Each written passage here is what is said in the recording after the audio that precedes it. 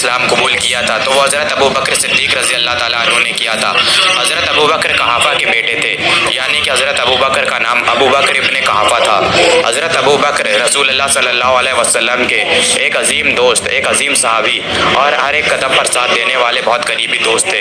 यहाँ तक कि रसूलुल्लाह सल्लल्लाहु अलैहि वसल्लम के बाद मुसलमानों ने अपना खलीफा हज़रत अबू बकर को चुना। दोस्तों, आज के शानदार वीडियो में हम लोग हज़रत अबू बकर की पूरी दास्तान को जानेंगे और तारीख़ इस्लाम की सीरीज़ का ये आखिरी एपिसोड ख़त्म करेंगे। तो चलिए शुरू करते हैं।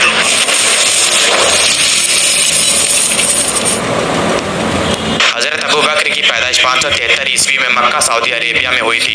हज़रत अबू बकर का असली नाम अब्दुल्ला बिन कहाफ़ा था। हज़रत अबू बकर की बेटी हज़रत आयशा रज़ी अल्लाह ताला अन्हा का निकाह हमारे प्यारे नबी रसूलुल्लाह सल्लल्लाहु अलैहि वसल्लम के साथ हुआ था। यहाँ तक हज़रत अबू बकर उन चुनिंदा सहाबियों में से थे जिन्हें रसूलुल्लाह सल्लल्लाहु अलैहि वसल्लम ने दुनिया में ही जन्नत की बशारत दे दी थी। दोस्तों, हज़रत अबू बकर कोई बहुत अमीर सहाबी नहीं थे, लेकिन इसके बावजूद हज़रत अबू बकर ने हज़रत बिलाल को आज़ाद करवाया, अबू फ़की को ख़रीदा और आज़ाद कर दिया। छह गुलाम हैं और कनीज़े हैं जो रसूलुल्लाह सल्लल्लाहु अलैहि वसल्लम पर ईमान लाए, और ये वो हैं जिन्हें हज़रत अबू बकर ने आज़ाद करवाया।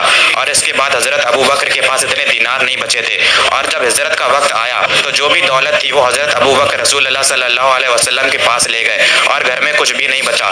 जबकि हज़रत कहाफ़ा, जो कि हज़रत अबू बकर के वालिद हैं, जो नाबीना है और वो अब तक ईमान नहीं लाए थे, घर में हज़रत अबू बकर की बेटियां हैं और कुछ नहीं बचा है घर में। ये सुनने के बाद हज़रत कहाफ़ा बड़े गुस्से में आए और अपनी पोतियों से पूछा कि हज़रत अबू बकर घर में कुछ छोड़ भी गए हैं या नहीं। और ये है कि हज़रत अबू बकर रत्ती बराबर भी दौलत नहीं छोड़ गए थे घर वालों के लिए। कहा कि मैं रसूलुल्लाह सल्लल्लाहु अलैहि वसल्लम के साथ जा रहा हूँ, किस वक्त क्या ज़रूरत पड़ जाए।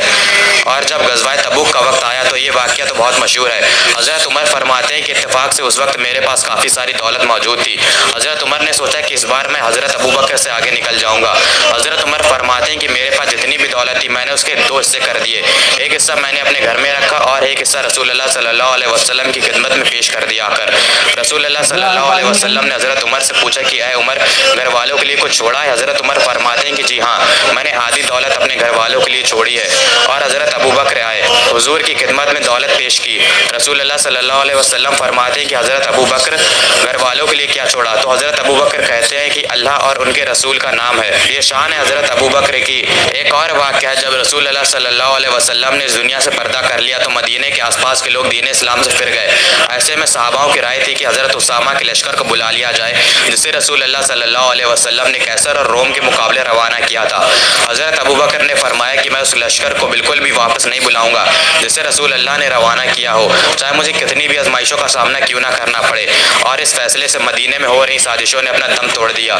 दुश्मनों के हौसले पस्त पड़ गए और जीत इस्लाम की हुई।